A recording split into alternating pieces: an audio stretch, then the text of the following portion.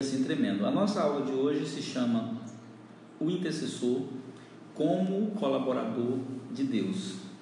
E essa aula ela fala uma coisa muito importante. Ela fala sobre como Deus trabalha. Deus não faz nada na terra sem primeiro comunicar aos seus servos os profetas. Amós 2:8. Deixa eu ver se é essa referência mesmo. Estou na dúvida aqui se é 2:8 ou se é 3:8. Me parece que é 3:8. Vamos lá. Amós, profeta Amós, capítulo 3, versículo 8. Não. Rugiu o leão, quem não fala, não é isso não. É o 7, né? 3:7. Certamente o Senhor Deus não fará coisa alguma sem ter revelado seu segredo aos seus servos, os profetas. Outra coisa também importante, quero orientar aqueles que vão chegando aí, que dá aquele presente, tá? Presente, estou aqui, estou assistindo. Então, você que for entrando aí, dá um presente aí pra gente saber que você está aí ao vivo com a gente, porque vai aparecer aqui que você deu o presente, tá bom? Mas eu quero ler um texto que está em Ezequiel capítulo 32. Esse texto é um texto muito forte sobre intercessão. Ciene, bem-vinda, Ciene. Ezequiel 32. E esse texto ele traz uma revelação, né, interessante que ministra o nosso coração de maneira tremenda. Você que vai chegando aí, vai dando aquele presente, né? Deixa eu procurar aqui. Ezequiel 22:30. Ezequiel 22, versículo 30, diz assim: busquei dentre eles um homem que estivesse tampando o muro, que estivesse na brecha perante mim por essa terra, para que eu não a destruísse, porém a ninguém achei. Esse texto é um texto que tem muito a ver com a aula que a gente vai dar hoje, porque ele fala como Deus trabalha junto com o ser humano. Para a gente entender essa ligação de Deus com o homem por meio da oração, a gente vai ter que voltar lá no Gênesis e entender todo o momento da criação, quando Deus criou Adão. Depois que Deus criou Adão, Deus não fez mais nada sozinho na terra, nada. Depois que Deus cria Adão, tudo que é feito passa por Adão, tudo que é feito passa pelo homem. E é interessante a gente pensar dessa maneira e pensar da seguinte maneira: se Deus sendo todo poderoso, se Deus sabendo que o homem pensa antes mesmo do pensamento vir na mente dele, Deus sabendo disso tudo, por que Deus precisa que nós oremos? Você já parou para pensar sobre isso? Já parou para se perguntar isso? Se Deus sabe de tudo, por que eu tenho que orar? Por que eu tenho que falar com Ele se Ele já é conhecedor de todas as coisas? E é interessante esse pensamento, porque eu, quando novo convertido, eu tinha muito esse questionamento de me perguntar, né? Se Deus sabe de tudo, por que eu tenho que falar o que eu vou orar? E aí nós vamos descobrir algo muito interessante, é que Deus trabalha juntamente com o homem para executar a sua vontade na terra. Isso é o que nós chamamos de gênese da oração. O que é a gênese da oração? É nós entendermos que a vontade de Deus se manifesta através do homem na terra. Por quê? Porque Ele criou o homem para governar na terra. E quando o homem caiu, o homem perdeu toda essa conexão. O pecado gerou morte e a morte gerou separação. Eles foram expulsos do Éden. E essa reconexão foi acontecendo não mais partindo do homem para Deus, né? Não mais partindo do homem para Deus, mas Deus começou a buscar o homem em algumas revelações, em alguns momentos os homens começaram a falar com Deus, a orar. E é interessante porque Deus ele quer executar a sua vontade na terra, mas Ele não quer executar essa vontade sem que o homem participe dela. Então Deus quer fazer essa vontade juntamente com o homem. Deus quer executar essa vontade juntamente com você, juntamente comigo. E o texto que nós lemos de Ezequiel 22:30 diz assim: eu busquei dentre eles um homem que se colocasse na brecha pela cidade, não encontrei ninguém, então eu vou destruir a cidade. Então esse texto revela algumas verdades. A primeira delas, de quantas pessoas Deus precisa para mudar a história de uma cidade, de quantas pessoas Deus precisa para mudar o destino de uma cidade. Esse texto responde: Deus precisa de uma pessoa que se comprometa a pleitear em oração por uma causa, por um momento. Deus precisa de uma pessoa. Quando você entende isso, que Deus precisa de uma pessoa, a gente vai pensar de maneira sobrenatural algo muito importante.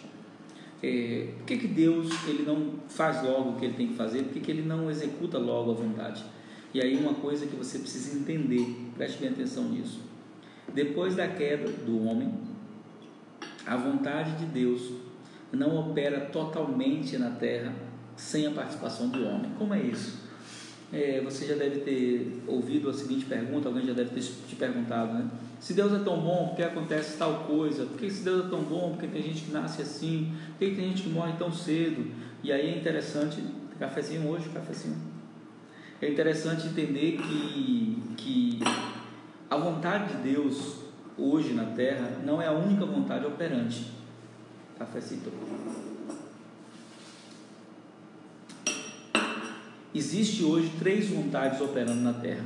Existe a vontade de Deus, a vontade do homem e a vontade das trevas de Satanás. Se a vontade de Deus estivesse operando totalmente na terra, Jesus não nos ensinaria a orar o Pai Nosso dizendo: venha o teu reino e seja feita a tua vontade. Se Jesus nos ensina a orar dessa maneira, significa que nem tudo que acontece na terra é vontade de Deus. Preste atenção nisso.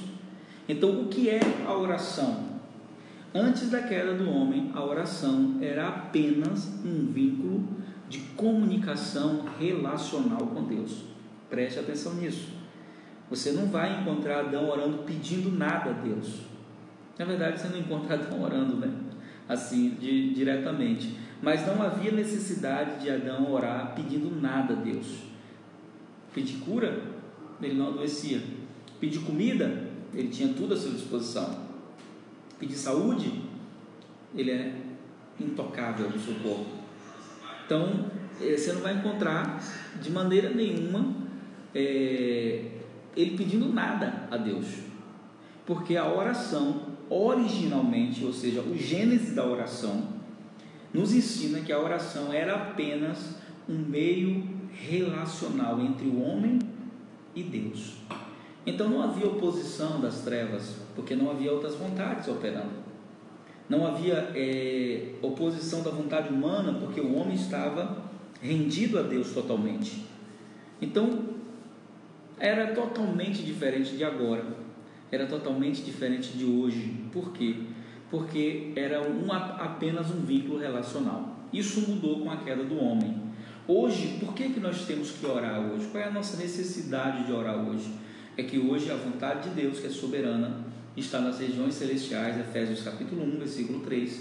Para que essa vontade se manifeste na terra, nós iremos encontrar 2 oposições: a humana, que é a vontade humana, e nós iremos encontrar a oposição das trevas. Nós temos um exemplo disso no livro de Daniel, capítulo 9, quando Daniel ora, e a Bíblia diz que desde o primeiro dia que ele começou a orar, o anjo do Senhor veio até ele, porque a oração dele foi ouvida no primeiro dia. Mas quando o anjo veio, ele encontrou oposição do príncipe da Pérsia. Então Deus enviou Miguel, um dos principais guerreiros celestiais, que guerreou para que Daniel recebesse a sua vitória. Está entendendo? Então preste atenção, peça aqui comigo. Por que eu preciso orar hoje? Por que eu preciso participar da oração? Por que a oração hoje não é apenas um vínculo relacional? Porque existem 2 vontades operando na terra que não é de Deus, a do homem e a das trevas. Então Deus está chamando intercessores no mundo inteiro, né? Isso é uma realidade. Deus está chamando intercessores no mundo todo. O planeta Terra, o movimento de oração está fora de controle humano. O Espírito de Deus está derramando um espírito de intercessão em muitos lugares, vários segmentos, faixas etárias, crianças orando, clamando, e estão sendo cheias do Espírito Santo, chamadas para interceder. Deus tem um desejo no seu coração, atrair o mundo perdido para Ele. E quem Ele usa para isso? Ele usa você, Ele usa a mim. Nós somos esses canais. Então, a intercessão, ela nasce no coração.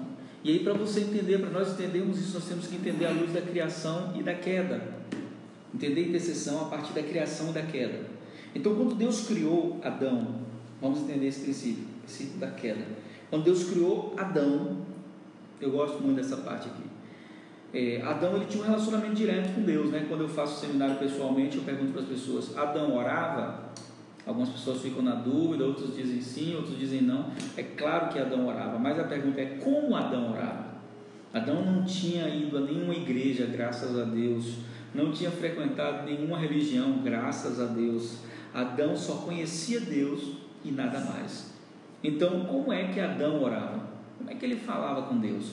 Ele falava como uma criança que fala com seu pai. Assim como Jesus. Já observou as orações de Jesus? Elas são muito simples, elas não são complicadas. Jesus não faz cerimônia para falar com o pai. Dessa maneira Deus deseja que nós oremos. Só quando o homem caiu, houve um rompimento. Para você entender o que eu estou falando, imagine que aqui é Deus e aqui é o homem, e eles andavam assim, entrelaçados. A vontade de Deus e a vontade do homem era uma só, manifesta na terra. Então Adão andava de mãos dadas com Deus. Quando Jesus se revelava a ele no jardim, quando Deus se manifestava ali para ele no jardim, eles andavam de mãos dadas, eles tinham um relacionamento totalmente íntimo. O homem foi criado para representar Deus perante toda a criação. Ele era o mediador, o intercessor na terra. Ele estava aqui para administrar, governar, dominar no lugar de Deus. Porém Adão caiu, e quando Adão caiu, houve um rompimento. O que aconteceu nesse rompimento? Nesse rompimento houve um distanciamento, não de Deus, do homem. Por que eu digo não de Deus? Porque no dia que o homem caiu, Deus foi lá encontrá-lo. Quem não estava no lugar da oração foi o homem. Quem não estava no lugar do encontro foi o homem. Então preste atenção no que eu vou falar para você agora, porque isso é muito importante. Uma das maiores mentiras que Satanás diz é que quando você peca, Deus não quer saber de você. Deus fica irado, chateado. Isso é uma mentira de Satanás. Na verdade, o momento em que Deus está mais interessado em você é no momento que você mais precisa dele. E quando é que nós mais precisamos de Deus, sinceramente? É quando a gente comete algum erro. Imagine um pai, você que tem filhos pequenos, você diz para o seu filho: não corre na casa, porque se você correr, você cair, você ainda vai apanhar. Alguns pais fazem isso, minha mãe batia mesmo. Então, quando o seu filho desobedece, corre e cai, você vai lá e bate nele, você vai lá e fica jogando na cara dele, principalmente se sangrar. Se você vê sangue, você esquece na hora do que você falou, você corre para ajudá-lo. Se você, sendo mau, tendo um coração perverso, faz isso, imagina Deus. Você acha que quando nós nos acidentamos espiritualmente, quando nós pecamos, quando nós pisamos na bola, você acha que de fato Deus vai olhar e dizer: toma, não te avisei? Não faz isso. Ele não fez isso com Adão, o primeiro homem. A Bíblia diz que ele foi atrás de Adão, ele procurou Adão no jardim, no lugar do encontro, não encontrou Adão. Então ele foi até onde Adão estava. Onde é que Adão estava? Adão estava literalmente escondido atrás da moita. E aí surge a primeira pergunta da Bíblia. A primeira pergunta da Bíblia é: Adão, onde estás? Quando Deus encontra Adão, ele não acusa Adão de nada. Em nenhum momento ele diz: Adão. A primeira pergunta que Deus faz para Adão: onde estás? Adão responde: estou aqui porque ouvi a tua voz soar no jardim, tive medo e me escondi. E aí Deus pergunta: por quê? Porque percebi que estava nu. Quem te mostrou que estava nu? Esse era o momento de Adão falar a verdade. Esse era o momento de Adão assumir o seu erro. Esse era o momento de Adão dizer para Deus assim: olha, eu te desobedeci, eu pequei. Mas ao invés de fazer isso, sabe o que Adão faz? Ele faz a única coisa que pode impedir Deus de lhe perdoar. Ele transfere a culpa para Eva. A mulher que tu me destes me deu da fruta e eu comi. Deus não quer mais diálogo com ele. Depois ela transfere a culpa para a serpente. Você que já leu a Bíblia, você conhece a história. Mas preste atenção nisso. Se Adão tivesse se arrependido de verdade, Deus teria perdoado ele naquele momento, naquela hora. Como ele é um Deus bom, perdoador, misericordioso, compassivo, ele faria na hora. Mas o que é mais interessante é que desde esse dia, o livro de Isaías, capítulo 59, versículo 1, diz assim: que os nossos pecados fazem separação entre nós e Deus. Não diz entre Deus e nós. Não foi Deus que se afastou do homem. O homem foi se afastando de Deus, se afastando. Então o homem ficou tão distante de Deus, que Deus ficou inalcançável. Quando eu faço esse exemplo pessoalmente, eu fico no meio e peço para que duas pessoas fiquem na minha direita e na minha esquerda, e bem distantes um do outro, eu mando que eles estendam as mãos, imaginando a cena na sua cabeça, e peço que eles toquem nas mãos uns dos outros. A distância impede eles de se tocarem. Então Deus precisava arrumar uma solução para isso, para essa distância. Aí então entra Jesus na história. Jesus entra como nosso intercessor. E você sabe qual é a grande revelação de Jesus como nosso intercessor? É que você não vai encontrar nenhum texto na Bíblia que diga que Jesus está na eternidade, destra do Pai, orando por você. Não existe. O texto diz que ele está intercedendo. Mas interceder, pastor, e orar não é a mesma coisa? Não é a mesma coisa, não. É muito diferente. A intercessão de Jesus não tem a ver com a oração que ele faz. A intercessão de Jesus tem a ver com algo que ele já fez, com um ato que ele fez. O que Jesus fez? Por que ele se tornou meu intercessor? A Bíblia vai dizer que o Espírito Santo geme por mim, com gemidos inexprimíveis, como meu intercessor. Mas Jesus não. Jesus orou por mim uma vez. João capítulo 17, orou por você, a oração sacerdotal. Mas lá na eternidade, onde ele está agora, a intercessão dele não tem a ver com mais ou menos assim: você está passando por um problema, uma luta, então Jesus olha para você e chega diante do Pai e diz: Pai, olha como ele está sofrendo, Pai. Pai, tenha misericórdia dele, eu morri por ele. Esqueça isso, tira isso da sua cabeça. Essa não é a intercessão de Jesus. A intercessão de Jesus é muito mais poderosa.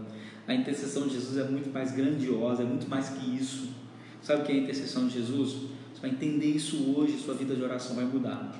A intercessão de Jesus é, na verdade, a reconexão do homem com Deus. Então imagine aquela cena que eu falei: uma pessoa numa extremidade com a mão estendida, uma pessoa na outra extremidade com a mão também estendida, distantes um do outro, sem poder se tocar, porque há uma distância entre eles. Então o que Jesus fez? Jesus colocou uma mão em Deus e ele colocou a outra mão em nós, e ele consertou o elo que havia se rompido, a distância que havia sido estabelecida pelo pecado. Jesus fez um novo e vivo caminho com seu sangue. Hebreus 10, 19, aleluia. Jesus não está no céu falando com Deus por você, não. Jesus está na eternidade. Jesus está entre o Pai e você, dando a você o direito de entrar no Santo dos Santos com dignidade, não a sua dignidade, não a sua justiça, a dignidade dele. Ele trocou as suas vestes de pecado por vestes de justiça. 2 Coríntios 5, versículos 19 e 20 diz: aquele que não tinha pecado, Deus o fez pecado por nós, para que nele e nele estamos, fôssemos feitos a justiça de Deus. Aleluia. Sabe o que significa isso, queridos? Ele nos reconciliou com o Pai por meio do seu sangue. Então hoje, quando os olhos de Deus olham para você, antes de alcançar você, os olhos de Deus passam por Jesus, e quando passam por Jesus é como se existisse um filtro espiritual, e nesse momento, sabe o que os olhos de Deus veem? Os olhos de Deus não veem um pecador, os olhos de Deus não veem um condenado, os olhos de Deus não veem alguém que está em trevas, os olhos de Deus veem um inocente, os olhos de Deus veem alguém perdoado, os olhos de Deus veem alguém que foi abençoado, os olhos de Deus veem alguém que foi redimido. Não é Jesus que está falando com Deus por você. Jesus devolveu a mim e a você o direito de falar diretamente com o Pai. Que coisa linda, né? Eu amo isso, eu amo essa parte. Quando os olhos de Deus passam por Jesus, eles te veem inocente. Quando os olhos de Deus passam por Jesus, eles enxergam você. Os olhos de Deus. Então, o que é Jesus como meu intercessor? Não é Ele no céu falando com Deus por mim, é Ele no céu, na eternidade, como único mediador, devolvendo o meu direito de falar com o Pai, devolvendo o meu direito de entrar na sala do trono, no Santo dos Santos. Sabe, Adão tinha um lugar de encontro no Éden, um lugar físico, geográfico na terra. O seu lugar é muito melhor. Você e eu temos um lugar de encontro nas regiões celestiais. Hebreus capítulo 13 fala algo muito poderoso, que o Espírito dos justos se congregam quando nós estamos em adoração e oração. Então, esse intercessor maravilhoso que é o Senhor Jesus, Yeshua HaMashiach, esse intercessor maravilhoso, ele colocou uma mão em Deus, outra em nós, e nos devolveu o direito de falar com o Pai. Mas aí tem outro lado. outro lado maravilhoso da história, porque quando o homem pecou, além de ter sido separado de Deus, o homem ganhou um inimigo, e esse inimigo passou a ter direitos sobre o homem por causa do pecado. Então a intercessão de Jesus, né, a mediação que ele faz do Pai comigo e de eu com o Pai, não apenas me dá direito de orar, a intercessão também faz algo mais poderoso ainda. Hoje, quando Satanás olha para você, uau, quando Satanás olha para você, você que foi comprado pelo sangue de Jesus, os olhos dele têm que passar por Jesus. Aí é que está o problema, os olhos dele não podem passar por Jesus. Por quê? Porque há fogo em Jesus, em seus olhos há fogo. Então, entre Deus e eu existe Jesus, entre eu e Satanás também está Jesus. Aqui ele me inocenta, aqui ele me purifica, aqui com o Pai ele me redime, aqui ele me dá acesso. Entre eu e Satanás aqui ele me dá autoridade, aqui ele devolve o que é meu, aqui ele me dá poder, aqui ele me capacita. Agora a vontade de Deus pode vir através de mim novamente para a terra, porque Satanás não tem mais como paralisar aquilo que Jesus estabeleceu. Essa é a intercessão à luz da criação e da queda. Deus nos reconecta com Cristo. Cristo nos reconecta com Deus por meio do seu sacrifício. Você acha que isso é poderoso, sim ou não? Maravilhoso, não? Glorioso. Isso é a intercessão de Jesus por nós. Ele está agora à destra do Pai, dando a você total direito para falar com o Pai. Aonde você estiver, na sua casa, no banheiro, no carro, no escritório, na oficina de trabalho, na sua oficina de costura, na sua cozinha, lavando prato ali, limpando a casa, qualquer lugar que você estiver, você pode falar, porque o véu foi rasgado. O véu do tempo se rasgou. E nós temos hoje livre acesso ao coração do Pai. Amém? Não para por aí. A intercessão é uma missão da igreja. Por quê? Porque a igreja hoje é a representação legal do corpo de Cristo na terra. Você sabe por que a terra ainda existe? Que ela não foi destruída ainda? Sabe que existe hoje armas no nuclear que poderiam destruir a terra inteira em menos de 30 minutos? A terra inteira. Eu não estou exagerando no que eu estou falando. Existem armas químicas que poderiam espalhar um vírus. Tantas pessoas assustadas agora com esse tal desse coronavírus, né? Mas assim, existem armas químicas que poderiam dizimar a humanidade em questão de dias, horas. Mas existe um povo aqui na terra. Por causa desse povo, sabe o que acontece? Jó, capítulo 22, versículo 30. Preste atenção nisso aqui. Eu amo esse versículo.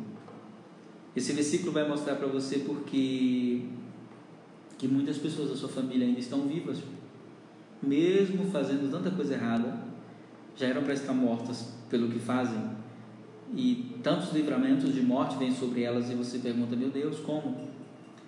Jó 22:30 diz assim: livrará até o que não é inocente, ele será liberado pela pureza das suas mãos. Sabe o que significa? Que a pureza das nossas vidas, que a vida da igreja na terra, que nós como filhos de Deus, nós como discípulos de Jesus, por nossa causa, Deus preserva a humanidade. Não falo isso com arrogância alguma, não falo isso com nenhum tipo de orgulho, mas com o entendimento verdadeiro da palavra. Porque Jesus falou em Mateus capítulo 18, capítulo 16, versículo 18, que nós, igreja, temos as chaves do reino dos céus, que tudo que nós ligarmos na terra será ligado nos céus, e as chaves estão na mão da igreja, não estão na mão do presidente da república, não está na mão dos reis da terra, não está nas mãos de ninguém, está nas mãos de nós, filhos de Deus. E se você entende isso, você vai entender que a igreja tem uma missão suprema. Qual é a missão suprema? É ser a mediadora na terra, trazendo os homens para Jesus, por meio da intercessão, do evangelismo e daquilo que nós fazemos, que vai fazer com que a igreja viva a plenitude daquilo que Efésios 3:10 diz, de que seremos conhecidos diante dos principados e potestades. A glória de Deus será conhecida por meio da igreja. Então a igreja tem uma missão muito tremenda. Então você, por exemplo, que mora em uma rua, que mora ali naquela rua que eu moro, pastor, Só tem eu de crente ali. O resto são bruxos, macumbeiros, espíritas, não sei. Eu sinto que eu moro numa rua que tem muito tráfico, que tem muita bandidagem, muita violência, muitas trevas. Deixa eu falar uma coisa para você. Você é a luz ali. Você é igreja. Quando a gente fala de igreja, esquece estrutura, esquece prédio, pensa em você, pessoa. E não tenha medo de ser luz nesse lugar. Não tenha medo de orar por esses lugares, não tenha medo. Sabe por quê? Deixa eu explicar para você por quê. Porque você e Deus é maioria. Tem um testemunho que eu gosto muito de contar a respeito de oração. Tem uma irmã que eu tenho uma grande admiração por ela. Ela se chama Arabella. Ela é uma senhora já, não sei se esse vídeo vai chegar a ela, mas eu tenho um grande respeito, um grande carinho e amor por essa mulher de Deus. Ela é uma mulher de uma igreja tradicional do Brasil. Ela foi criada ela se converteu nessa igreja tradicional, e ela sempre foi uma mulher de oração, uma mulher que faz culto doméstico todos os dias, independente das pessoas que estejam ali na casa dela. Se os filhos não participam, ela levanta ali, ela pega o seu cantor cristão, ela pega o seu momento de oração, intercede pela família inteira. É mãe de um dos meus melhores amigos, Samuel Santana, e ela ora por essas pessoas, ora pela família. E certa feita eu cheguei na casa dela, e na rua da casa dela estavam se estabelecendo um arraial de festas juninas. Ia ser o primeiro arraial, e todos os anos iria se repetir. Então fechou-se a rua, no início da rua, ela morava em uma rua grande, e fechou-se a rua no outro extremo da rua, e colocou-se palhas de coco, fez cabanas, tendas para vender bebidas e tudo mais. E eu cheguei na casa dela, e ela então me disse assim: irmão Joaldo, eu estou fazendo um abaixo-assinado contra esse arraial que colocaram aqui na nossa rua, porque eu não quero esse barulho aqui, nem quero essa festa aqui, porque eu sei que ela vai trazer muita promiscuidade, muito pecado para a minha rua, e eu não quero isso. Eu estou fazendo aqui um abaixo-assinado, o irmão poderia assinar nesse abaixo-assinado?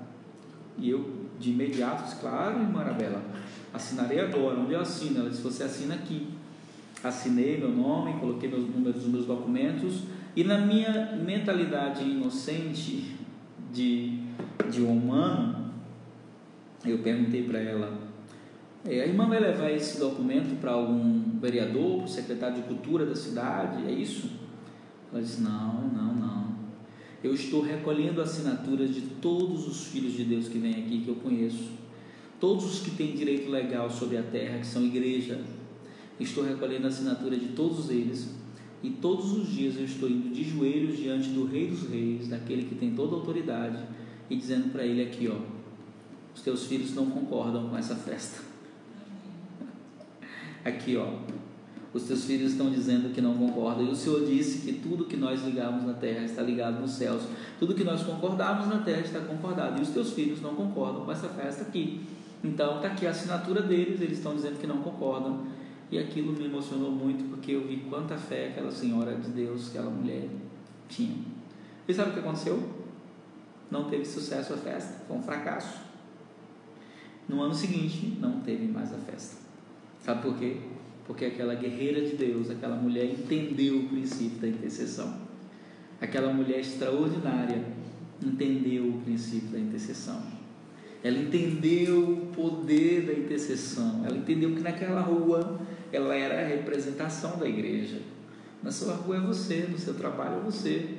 Você querendo sair lá do trabalho porque só tem macumbeiro lá, porque só tem gente do mal aos seus olhos, né? Então não, se Deus te colocou lá para mudar a realidade daquele lugar, usa a estratégia da irmã Arabella, né? Pega assinaturas de pessoas da fé e chega diante do Rei dos Reis, do juiz, e diz para ele assim: olha, teus servos não concordam com isso. Teus servos não concordam. Sabe o que vai acontecer? Ele vai responder, porque ele sempre responde. Ele sempre responde às orações dos seus filhos. Aleluia. Não só isso, nós nesse grande desafio de oração não estamos sós. Você sabia que nós temos o maior exército está do nosso lado, o maior capitão, o maior general de guerra está do nosso lado, que é o Senhor. mas também nós temos um reforço muito poderoso, que são os anjos de Deus. Esse material que eu estou usando aqui no meu celular, acho que não vai dar para ver aqui por causa da tela, deixa eu colocar aqui assim para você ver. Esse material que eu estou usando é o material da apostila de intercessão, e nós temos um reforço poderoso, queridos, um reforço poderoso nessa guerra. Esse reforço são os anjos. E até certo tempo na igreja não se falava muito de anjos. Houve um momento na década de 80 para 90 que começou a se falar demais dos anjos, e aí então a teologia acrescentou uma matéria, a angiologia, onde nós estudamos a origem dos anjos, e aí entra também os anjos que caíram, tudo, porque as pessoas começaram a adorar os anjos, e aí tem algumas verdades que precisam ser ditas sobre eles. Anjos não recebem adoração, eles não aceitam nenhum tipo de oferta, e você não deve ficar pedindo para ver anjo, nada disso. Eles se revelam, sim. Eu tenho uma experiência espiritual que caminha comigo há muito tempo, desde que eu tinha 8 meses na fé, muito novo, eu não conhecia ainda tão profundamente a Bíblia, como eu conheço hoje a palavra. Eu tinha 8 meses na fé e eu tive uma experiência que acontece até hoje. Deus abriu os meus olhos espirituais. Então, nessa experiência eu comecei a ver no mundo espiritual, a ver anjos e a ver também demônios, que se Deus abre, você vê os dois, é inevitável. E comecei a ver anjos e demônios, e na época eu achei que estava com esquizofrenia, porque só eu via, ninguém via. Tive um tempo muito difícil nessa época, eu era novo convertido, e eu lembro que eu fui conversar com o pastor e perguntei para ele: pastor, uma pessoa pode ver anjos? Ele disse: não pode, porque se a pessoa vê anjo, vê demônio, está endemoniada, não tem como ver. E eu fiquei com essa crise dentro de mim durante muito tempo. Hoje eu sei que isso tem a ver com o ministério profético que Deus me deu, que isso tem a ver com a chamada profética que Deus me deu. E é interessante porque quando eu conto isso nas igrejas, às vezes onde eu vou, as pessoas perguntam no final do culto: pastor, você viu alguma coisa em mim? Não é assim, não tem um botão que liga, desliga, que eu vejo quando eu quero. É Deus que abre os olhos e mostra, e geralmente quando Ele mostra tem um propósito específico, tem um porquê dele mostrar. Deus não dá os dons para que nós possamos ser super espirituais ou sejamos destacados dos demais irmãos. Esse não é o propósito dos dons. O propósito dos dons é que sirvamos ao corpo e à igreja. Mas essa questão dos anjos é uma questão que me chama muita atenção. Por quê? Porque os anjos, eles estão presentes desde o Antigo Testamento até o Novo Testamento. Eles sempre estão presentes com intervenções divinas, resgatando pessoas, como resgataram a Pedro da cadeia, estando ali com Daniel na cova dos leões. Ali eu creio que é o próprio Cristo. Existe essa terminologia bíblica, né? Que quando a Bíblia fala de os anjos, são anjos mesmo, mas quando a Bíblia fala de o anjo do Senhor, o anjo do Senhor, o anjo do Senhor, ele está falando do próprio Yeshua em uma manifestação, uma teofania, que é a palavra usada, angelical, como com Jacó, como com Abraão e por aí vai. Não vou entrar nesse assunto, de cristologia, né? Mas é interessante nós entendermos esse ponto de maneira muito específica, porque Hebreus 1,14 vai dizer que os anjos, eles são espíritos ministradores enviados da parte de Deus, aqueles que vão herdar a salvação, aqueles que são herdeiros da salvação. Então, se você é herdeiro da salvação, você não está só. E aí, na minha experiência de ter os olhos espirituais abertos, eu já tive muitas experiências com Deus, com anjos e com espíritos malignos. Eu me lembro de uma delas que eu estava em um congresso, uma conferência, e entrou a pessoa que ia ministrar, e quando essa pessoa entrou, entraram com ela 12 anjos, guardando essa pessoa. E quando eu vi aquilo me assustou muito, porque eu nunca tinha visto uma pessoa com tantos anjos lhe seguindo. E eu me lembro que eu perguntei ao Pai, em intercessão, em oração, eu disse assim: Pai, todos esses anjos são para proteger essa pessoa? E ele disse: sim, essa pessoa ela tem uma patente no reino de Deus que lhe confere isso, porque todas as vezes que o seu nível espiritual sobe, Deus aumenta a sua guarda, porque o ataque aumenta. E você pode até não acreditar nisso que eu estou falando, mas eu vou te dar uma referência bíblica do que eu estou falando. Na Bíblia existe vários testemunhos daquilo que eu estou falando agora. Um deles, o mais forte, acontece com o profeta Eliseu. O profeta Eliseu, ele está orando a Deus. Ele está cercado pelo exército da Síria, e nesse cerco ele está com o seu moço, e o moço começa a ficar desesperado. Então Eliseu faz uma oração, ele diz assim: Senhor, abre os olhos do moço. E quando os olhos do moço se abrem, a Bíblia diz que o moço vem desesperado gritando para o profeta: meu pai, carro de Israel e seus cavaleiros. Ele vê um exército vindo protegê-los, ele vê um exército vindo socorrê-los. E ele não vê soldados apenas, ele vê soldados, ele vê carros e cavaleiros. Preste atenção no que eu vou falar e me entenda, amém? As visões são dadas de acordo com as épocas e os tempos. Naquela época, um exército tinha carros, cavalos e cavaleiros. Foi o que ele viu. Irmão, se fosse hoje, ele não ia ver carros, cavalos e cavaleiros. Ele ia ver carros, tanques, caças, snipers, homens armados. A visão é dada de acordo com a época. Tem um testemunho que eu gosto muito de alguns irmãos da Jocum que foram para um lugar que entrou em guerra e não deu tempo a Jocum tirá-los de lá, desse local onde estava em guerra. E então eles ficaram em uma guerra entre duas tribos, e uma delas era uma tribo canibal. E a guerra durou durante mais de 2 meses, e eles ficaram cercados ali na sua base. Então eles plantavam, comiam, tomavam banho ali, ficaram vários dias também sem tomar banho quando a água acabou. E todas as noites eles viam as tochas de longe. Eram as pessoas da tribo canibal querendo atacar o acampamento deles para matá-los. Mas eles nunca invadiam, nunca matavam. Depois de vários dias de guerra, várias mortes, as tribos fizeram as pazes por meio de intermediação externa.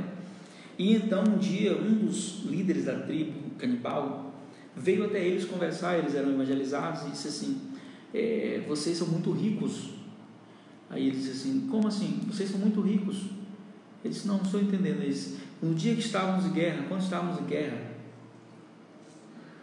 nós viemos várias vezes aqui para atacar a base de vocês. Mas quando nós chegávamos com as nossas tochas de fogo, nossas lanças, de longe nós enxergávamos soldados armados, soldados americanos. Vocês são americanos? E tinha um só americano ali, que era o líder da base. E então eles ficaram: não, nós não contratamos soldados. Ele não entendeu na hora o que aquele homem estava falando. Depois ele começou a entender.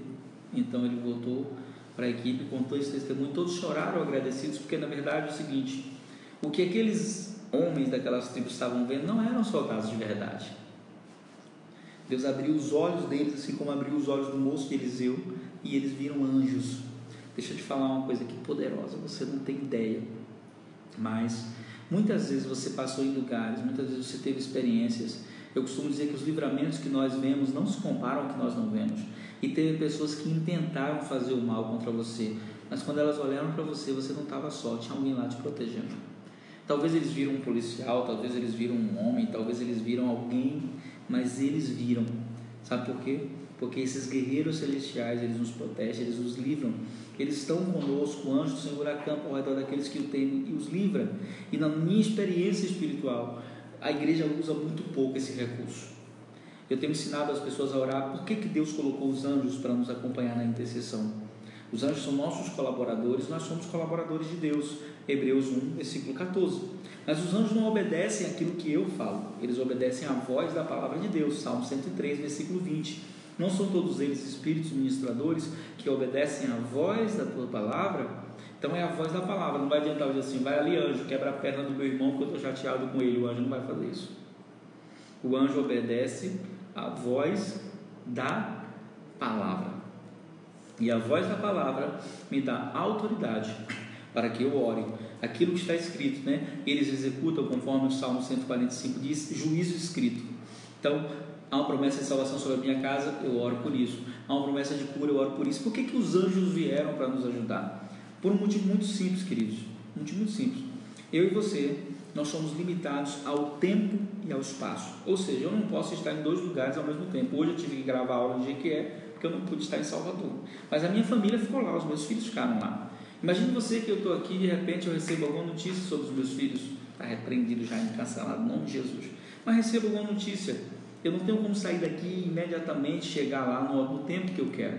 Mas eu posso orar. Você pode orar e dizer: Pai, envia agora os teus anjos lá. Sabe o que acontece quando você faz isso? Porque o Senhor garantiu que nenhum mal me sucederá, nem praga alguma. Olha o que eu estou fazendo, eu estou liberando a palavra, juízo escrito, palavra. O Senhor garantiu que nenhum mal me sucederia, nem praga alguma chegaria à minha casa. Então vai agora com os teus anjos até onde estão os meus filhos. Em milésimos de segundos eles entram em UTIs onde você não entra. Eles entram em presídios onde seu familiar talvez esteja. Eles entram lá na quebrada onde você nunca tem coragem de pisar. E os anjos destroem o laço, eles cortam, eles quebram todo o argumento do inimigo, toda a ferramenta, toda a arma forjada, eles desfazem. Então, quando você for orar por alguém que está distante, use esse recurso. Você vai orar por alguém que você não consegue ir lá visitar no hospital, use esse recurso. Pai, envia os teus anjos em nome de Jesus, cita a palavra, sempre vai ter um versículo que vai se encaixar a cada situação. A enfermidade, a livramento, sempre tem um versículo. Eu não vou poder citar todos agora, nem vou fazer o manual para você. Por favor, leia a Bíblia. Lá está tudo certinho, lá está tudo direitinho. E dentro dessa perspectiva, você ora, e quando você ora, Deus te honra, Deus responde, Deus faz. Então vamos usar esse recurso, né? Existem várias manifestações angelicais na Bíblia que trouxeram destruição a demônios, a cidades e por aí. Sodoma e Gomorra, não se esqueçam, foram destruídos com a visitação primeiro de anjos. Quando Senaqueribe vence, por aí, eu não vou citar todas as referências. Compre material, que tem tudo no material, tá bom? Cidades podem ser beneficiadas por intercessão. Eu conheci cidades que foram mudadas totalmente pela intercessão. Eu fiz parte de um projeto chamado Transform World, organizado por um pastor querido chamado George Ortiz. Ele é um americano, e o George, ele registrou cidades que foram transformadas pelo poder da oração. Uma delas é Almolonga, na Guatemala, onde a cidade hoje 99% da população é cristã. Não existe bar nessa cidade, não tem cadeia nessa cidade, porque ninguém vai preso. Uma cidade que vive da agricultura, onde os legumes têm proporções bíblicas, onde uma abóbora tem que ser 4 homens para carregar. Não usam agrotóxicos, não usam fertilizantes, porque não tem pragas, tudo orgânico. É lá. O que é isso?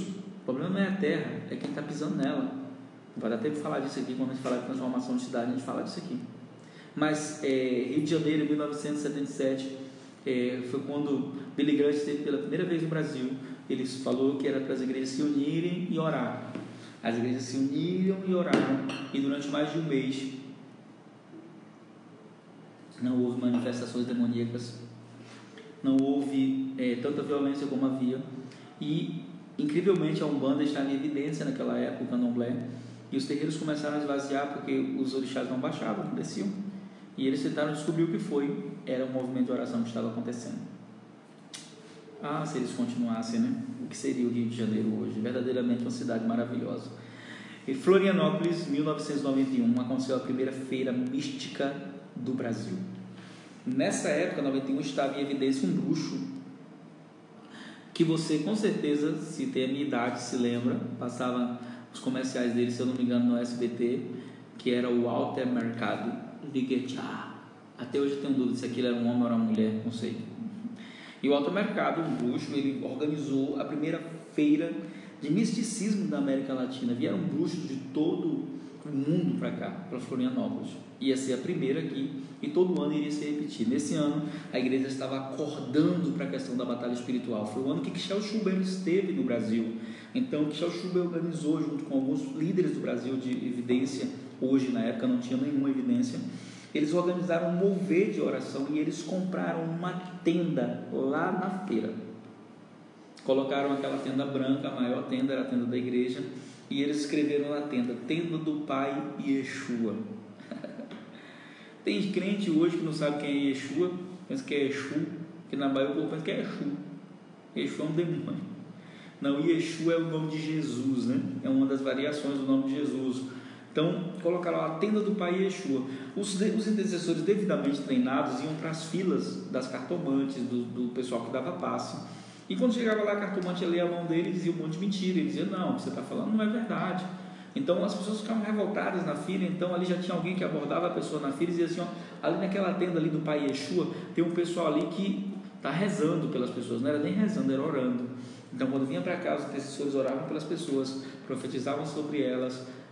Resultado: a tenda do Pai Yeshua ganhou mais de 100 pessoas para Jesus. A feira foi um fracasso e foi o último ano dela. Sabe por quê? Porque os demônios só têm autoridade em lugares onde a igreja não se manifesta.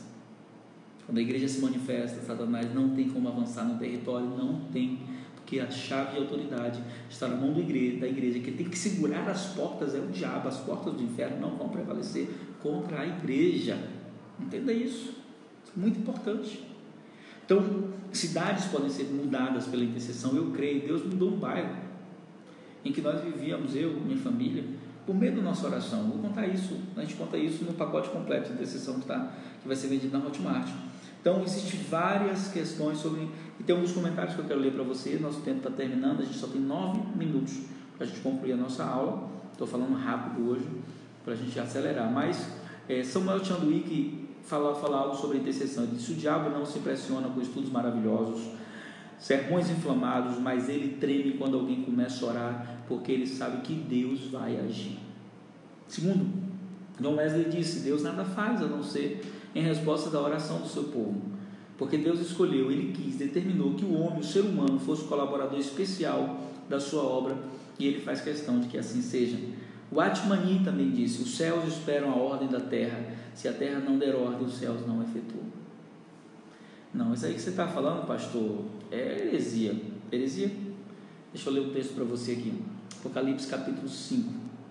Você conhece esse texto? A Bíblia diz que tem um livro selado. João diz: e eu chorava muito por causa do livro selado. Lembra desse texto? Apocalipse capítulo 5. Eu vi no céu o livro selado com 7 selos. Ninguém podia abrir, ninguém era digno, nem nos céus nem na terra, lugar nenhum. Esse choro de João, no versículo 3, no versículo 4, é um choro de intercessão, porque não tem ninguém para abrir. Então, de repente, quando ele está chorando, vem um anjo forte, brada com grande voz: não chore, filho do homem. Eis aí o leão da tribo de Judá, a raiz de Davi, que venceu para abrir o livro. Olha, presta atenção nessa afirmação.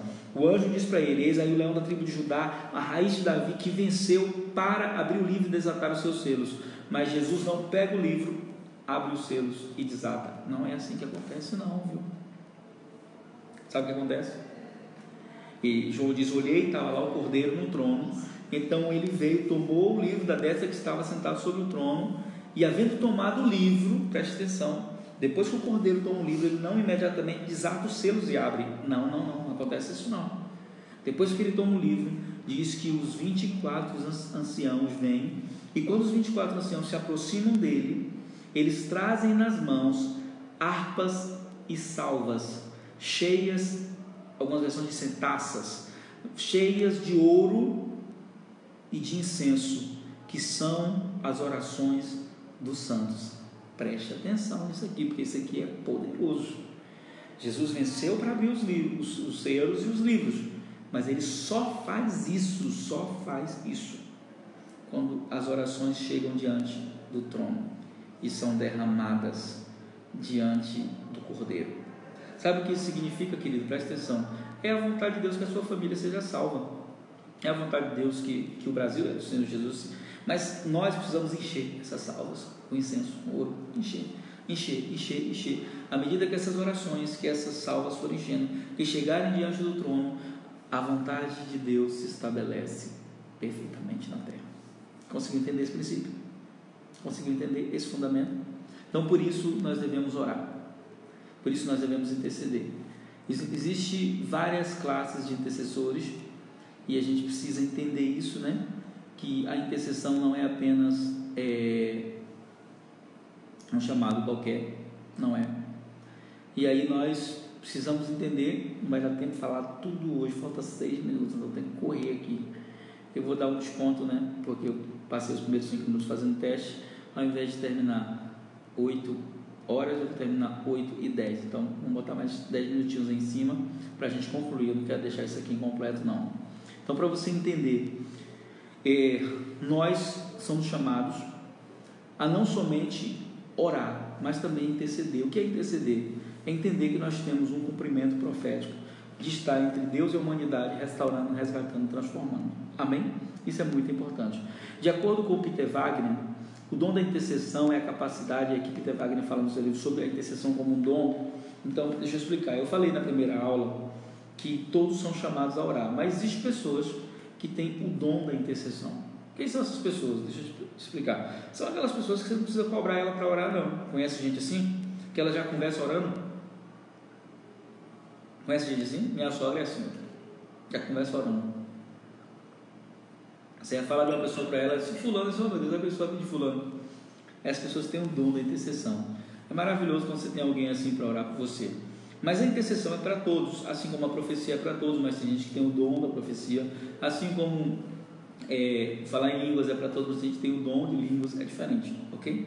E é importante nós entendermos que o nosso chamado é muito importante como intercessores, mas existem algumas coisas importantes para ser claras. Quero ler isso aqui, eu gosto muito dessa parte, né? Os intercessores são aqueles que colocam em execução a verdade de Deus sobre a terra. Deus simplesmente resolveu que a sua vontade seja cumprida por meio das nossas petições, da nossa conquista. Através das nossas conquistas, a obra de Satanás na terra é destruída por meio da oração. Comentário assim de Jacobs, uma grande profetisa do Senhor da nossa geração. Então, os pastores, eles têm um papel de autoridade na igreja, e os intercessores, eles têm um papel profético. Todos os crentes devem orar e interceder. Esse é um dever pelo qual todos os crentes foram chamados.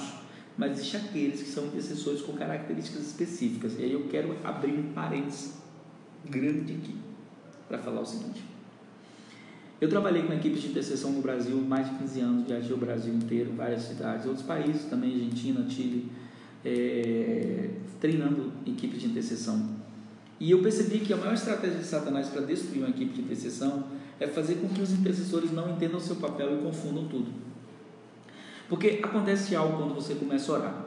Faz a experiência, como eu te falei, do relógio de oração, testemunhos lindos que a gente está tendo, as pessoas estão orando a cada 3 horas. Mas quando você começa a orar por uma igreja, quando você começa a orar por uma família, por uma pessoa, a primeira coisa que Deus começa a mostrar é o que está errado ali. É interessante isso, porque quando as pessoas começam a orar pela igreja, elas começam a perceber o que está errado na igreja. E aí sabe o que elas fazem? Elas acham que, porque elas estão vendo aquilo e o pastor não está vendo, elas têm que resolver o problema. Não, não é seu papel.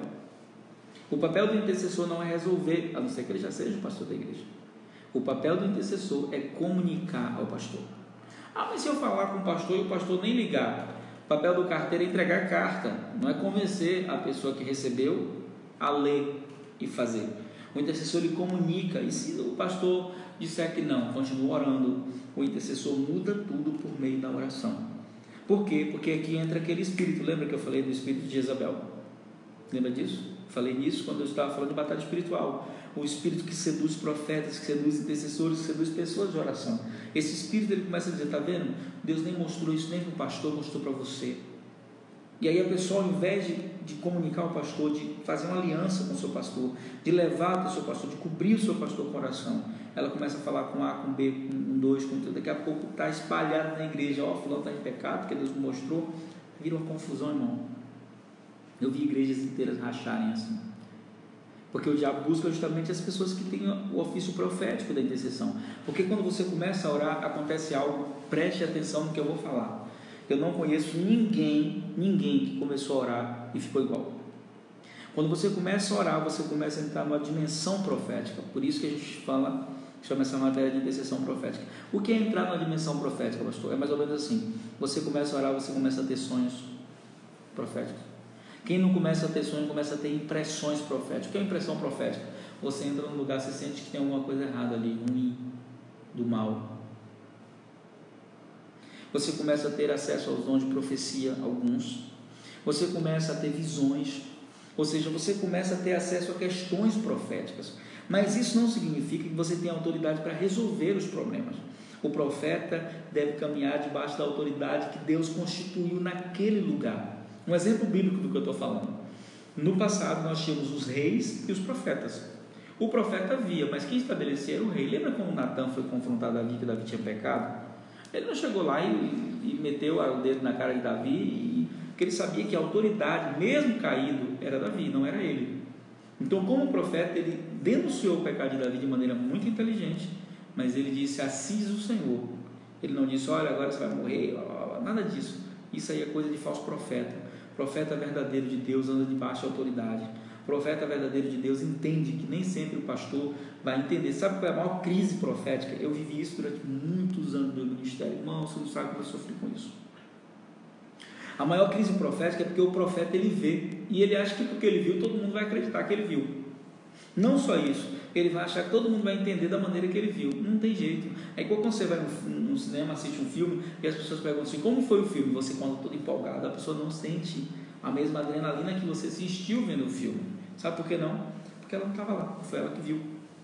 Então você que vai assistir essa aula, que está ao vivo agora com a gente, mas você que vai assistir também, Você é um profeta na sua igreja, você é um intercessor, Deus te deu uma característica profética. Não ande fora da aliança com a sua liderança. Eu sempre gosto de dar essa advertência, porque Jezabel pode seduzir, dizendo para você: aí você é o cara, você tem um dom. Não, querido, não caia nesse engano. Caminhe em aliança com seus pastores. Existem pessoas que têm o chamado para orar, existem pessoas que têm o chamado para interceder. Existem pessoas que têm o ministério da intercessão. O que é ter o ministério da intercessão? É aquela pessoa que, além de ser uma pessoa de oração, além de ser uma pessoa que tem o chamado para orar, ela capacita outras pessoas para isso. No meu caso, Deus me chamou com esse dom. Então, além de orar, eu capacito pessoas para fazer isso. Eu treino pessoas. Então, esse ministério da intercessão, ele é muito interessante. Como é que eu identifico se eu tenho ou se eu não tenho? Eu fiz isso durante muito tempo, colocando pessoas para orar. Quer dizer, vamos botar um relógio de oração. Pela maneira que as pessoas se envolviam com a oração, às vezes elas nem tinham experiência, nem prática com a oração, mas pela maneira como elas se envolviam com a oração, o interesse delas, eu percebia que elas eram intercessores de verdade. E não somente intercessores, elas eram pessoas chamadas por Deus. E aí, para a gente terminar aqui, fechar a aula, uma coisa muito importante: Deus quer fazer história, mas Ele não quer fazer história sozinho. Ele quer fazer história junto com você. Ele não quer deixar você de fora, não. Ele quer fazer história. E a gente começa a fazer história por meio da oração. Deus fez história com Abraão, através da oração dele. Deus fez história com Jonas em Nínive. Deus fez história com Samuel, o profeta. Deus fez história. E o nosso maior exemplo de intercessão aqui na terra é Jesus. Hoje eu expliquei como intercessor nas regiões celestiais. Ele não ora por mim, ele faz a mediação. Mas aqui na terra Jesus foi um grande intercessor. Ele orava por tudo.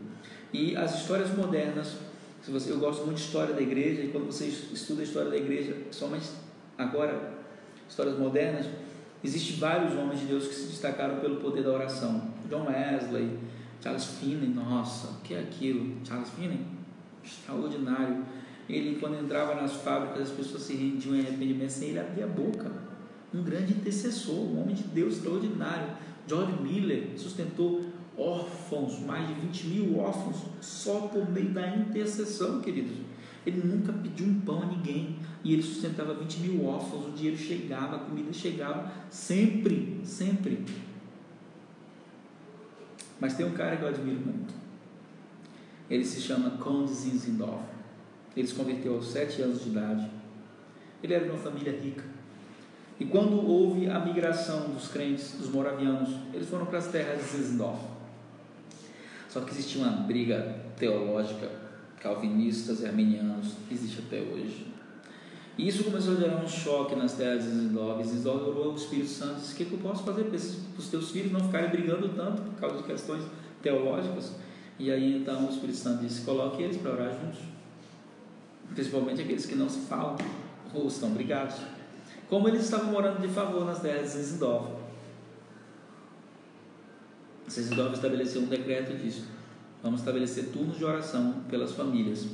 Esse movimento de oração durou mais de 100 anos. Isso mesmo. 24 horas por dia. Um verdadeiro tabernáculo de Davi. Esse movimento de oração preparou o avivamento que veio através dos moravianos, que veio através de John Wesley, veio através de todos, né? Essas pessoas. Então, a oração pode trazer resposta. A nação de Israel foi constituída em 1948, porque havia um grupo de oração que clamavam constantemente por isso. E os intercessores, eles são chamados para ser pessoas que guardam pessoas, bairros, cidades, países. Amém? Existem várias modalidades de intercessão. Existe aquele intercessor regular, que é aquela pessoa que ora todo dia mesmo. Existem aqueles intercessores que Deus levanta no meio do tempo de crise. Existem intercessores de guerra. São pessoas que Deus capacita com estratégias, com direcionamentos. Existem intercessores que são intercessores pessoais. Eu tenho muitos intercessores pessoais. Eu sei que grande parte daquilo que Deus faz na minha vida é devido a essas orações desses homens e dessas mulheres de Deus que oram por mim, que clamam pela minha vida. E aí, para terminar, fechando aqui, nos últimos 5 minutos, perigos e tentações na vida dos intercessores. Como colaborador de Deus, como alguém que quer fazer história com Deus, você precisa tomar cuidado com algumas coisas. Primeiro alerta é: tome cuidado com fofoca. Você não pode ser intercessor e ser fofoqueiro. Sabe por quê? Porque senão Deus vai te mostrar as coisas e você vai sair falando para A, para B, para C. Você vai estragar os planos de Deus. Então não pode ser intercessor. E sabe qual é a desculpa do intercessor fofoqueiro? Ele diz assim: ó, eu vou lhe contar só para você orar. Fofoca. Mas a fofoca termina onde tem o ouvido de alguém sábio. Porque fofoqueiro não é só quem fala não, viu? Quem ouve também é. Eu tenho uma ministração que fala sobre os 8 filtros da mente. Eu falei disso com vocês, acho que em Batalha Espiritual, está em Filipenses 4:8, né? Tudo que é puro, tudo que é amável, tudo que é justo, tudo que é de boa fama. Então, quando alguém vem falar qualquer coisa, né? Outro dia eu estava contando para uma pessoa sobre um pastor que eu ajudei, que tentou suicídio, e a pessoa: quem era o pastor? Me fala o nome só para orar. Eu disse: não vou falar para você o nome não. Ore, você não quer orar? Ore. Qual é o seu interesse em saber o nome? Não falo. Por quê? O interesse é orar ou fofocar? Então, a fofoca pode destruir igrejas, grupos familiares. Então, o intercessor não pode ser fofoqueiro. Tem que saber segurar a língua, porque Deus nos confia segredos, e Ele confia segredos àqueles que sabem guardar a língua. Outra fraqueza que pode derrubar o intercessor: exibicionismo, vaidade. Eu já fui em lugares que as pessoas me disseram a seguinte frase, você já ouviu ela, se você é intercessor, você já deve ter dito essa frase na sua igreja. As pessoas me disseram assim: o ministério mais importante da igreja é o ministério de intercessão. É mesmo? Quem te falou isso? O ministério mais importante da igreja é o ministério do Espírito Santo. Esse ministério não falta, porque se ele faltar, a igreja desmorona. Agora, a intercessão não é o ministério mais importante da igreja.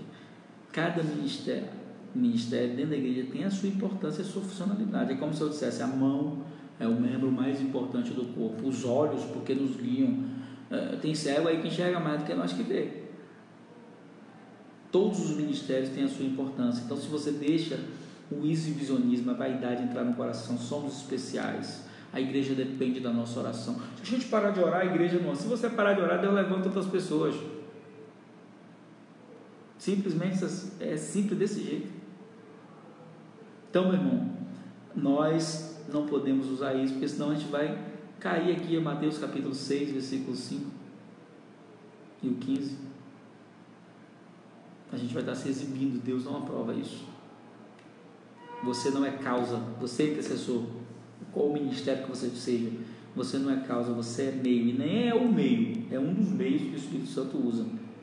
Nós somos apenas colaboradores dele. Orgulho.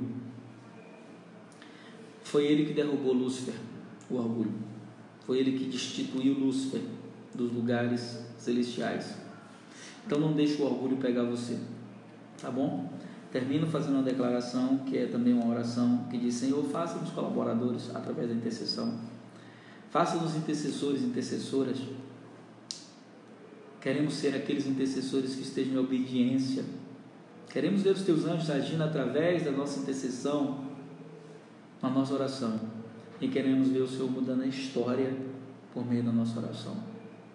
Deus quer fazer história contigo, Deus quer fazer história comigo. E Ele vai fazer isso por meio da oração e da intercessão. Nós somos chamados para sermos colaboradores de Deus em um grande mover de oração. Posso contar com você, Deus pode contar contigo. Agora nós vamos estar no carnaval. Nesse dia de carnaval, nós estaremos nas ruas de Salvador, buscando vidas, orando pela cidade. Um dia, em uma entrevista de rádio, me perguntaram se eu acreditava que o carnaval de Salvador poderia acabar. Eu disse: olha, o carnaval é como uma grande árvore que foi se tornando árvore frondosa com o passar dos anos. Mas eu acredito que todos os anos nós vamos lá e damos um golpe de machado, profeticamente. O machado está posto à raiz de toda a árvore. Nós vamos e damos um golpe de machado nessa árvore chamada carnaval. Nós todos os anos fazendo isso, são 21 anos fazendo isso, dando um golpe.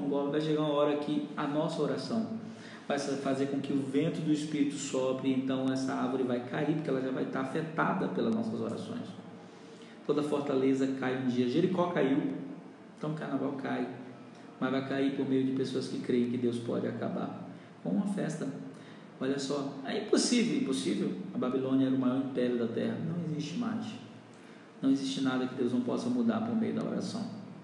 E eu quero dizer para você, Jericó era a maior fortaleza no caminho de Israel. Não existe mais.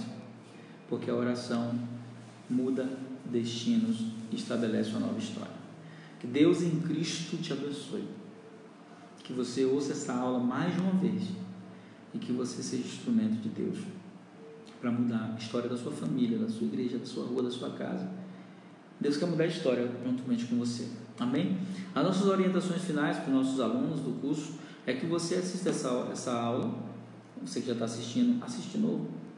Mas aqueles que vão assistir depois, a gente tem aí o prazo de 24 horas para assistir a aula e lá no grupo fazer o comentário sobre a aula.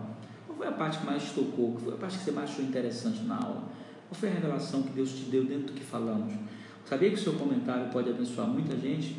Então, lembrando que nós vamos manter as regras do grupo, nenhum comentário sobre nenhum assunto que não seja relacionado à escola, a não ser postagem que nós estamos fazendo como 5 minutos com Deus. Eu estou fazendo para abençoar você também ali no grupo. Você pode sim comentar como Deus falou com você sobre o vídeo 5 minutos com Deus, mas fora isso, nenhuma postagem de cunho pessoal, tá bom? Beijo do coração, graça e paz do Senhor Jesus.